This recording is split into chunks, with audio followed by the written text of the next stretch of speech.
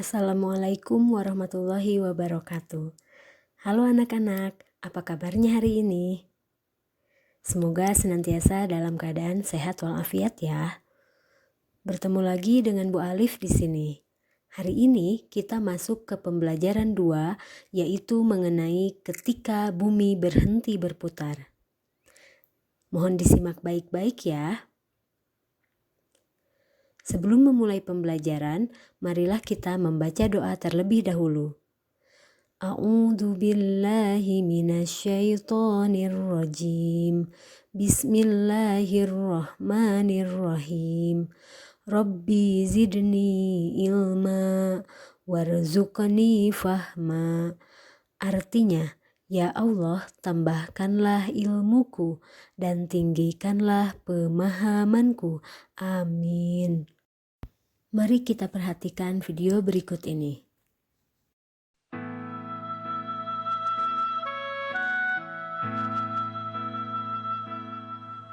Tuhan, marahkah kau padaku? Sungguh deras curah murka-Mu. Kau hempaskan jarimu di ujung banda, tercenganglah seluruh dunia. Tuhan, mungkin kau ku abaikan, tak ku dengarkan peringatan. Ku sakiti Engkau sampai perut bumi. Maafkan kami, oh Robi. Engkau yang perkasa, jangan marah lagi. Biarkanlah kami songsong matahari. Engkau yang pengasih, ampunilah dosa. Memang semua ini kesalahan kami. Oh Tuhan, ampuni kami.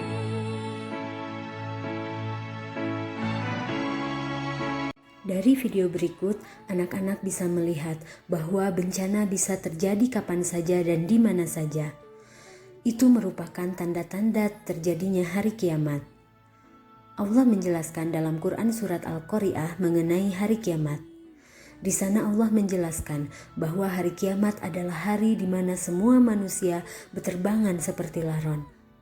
Mereka tidak akan memperhatikan siapa keluarganya. Mereka hanya fokus memikirkan diri mereka masing-masing.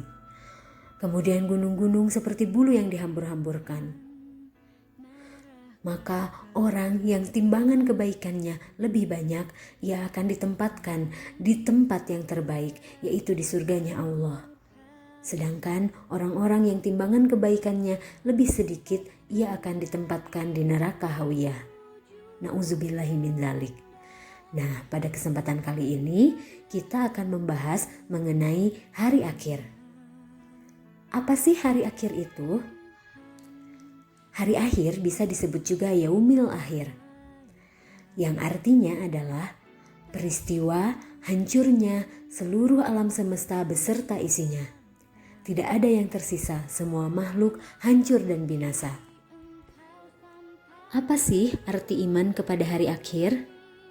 Simak ya. Iman artinya adalah percaya. Berarti iman kepada hari akhir artinya adalah mempercayai dengan sepenuh hati bahwa suatu saat akan datang satu hari di mana seluruh kehidupan di dunia ini akan mati, hancur, dan binasa. Semua makhluk akan hancur tanpa terkecuali, termasuk manusia, hewan, tumbuhan, langit, bumi, dan seluruh isinya akan hancur. Kapan terjadinya hari kiamat? Tidak ada satu orang pun yang mengetahui kapan terjadinya hari kiamat. Hanya Allah yang mengetahui kapan kiamat akan tiba. Tapi sebagai umat muslim, kita wajib mengimani hari kiamat. Itu merupakan bentuk pengimanan kita kepada rukun iman yang kelima. Allah berfirman dalam Quran surat Al-Hajj ayat 7.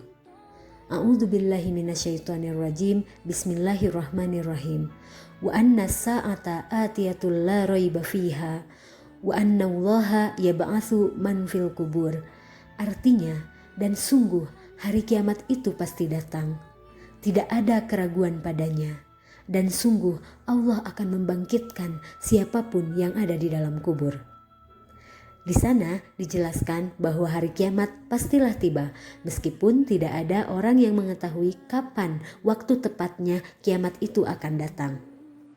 Kita tidak boleh ragu akan adanya hari kiamat. Kita harus yakin bahwa kiamat pasti akan tiba. Selanjutnya, Ibu akan membahas mengenai macam-macam hari akhir. Yang pertama ada kiamat sugro. Kiamat sugro biasa disebut sebagai kiamat kecil. Ada juga yang kedua kiamat kubro atau biasa disebut dengan kiamat besar. Apa sih kiamat sugro dan kiamat kubro itu? Kiamat sugro adalah peristiwa hancurnya sebagian alam dan makhluk hidup. Ingat ya, hanya sebagian yang hancur. Contohnya seperti kematian. Ada orang yang meninggal dunia. Kemudian seperti bencana alam, baik yang disebabkan oleh ulah manusia maupun memang sudah ditakdirkan oleh Allah. Seperti kebakaran, banjir, gempa bumi, tsunami, dan lain sebagainya. Nah, sedangkan kiamat kubro artinya adalah peristiwa hancurnya seluruh alam dan makhluk hidup. Jika tadi kiamat sugro yang hancur hanya sebagian, maka kiamat kubro yang hancur adalah seluruh alam tanpa terkecuali. Hal ini terjadi bila matahari, bumi, dan planet sudah tidak berjalan pada porosnya, sehingga saling bertabrakan. Itulah yang dinamakan kiamat kubro. Kiamat kubro ditandai dengan adanya tiupan sangkakala dari malaikat Israfil. Nah, sekarang anak-anak coba perhatikan gambar yang ada pada layar. Yang pertama ada gambar gunung meletus. Termasuk kiamat apa ya? Gunung meletus merupakan bencana alam, maka digolongkan ke dalam kiamat sugro atau kiamat kecil. Kemudian yang kedua ada gambar kebakaran. Termasuk kiamat apa ya? Betul sekali, termasuk kiamat sugro atau kiamat kecil.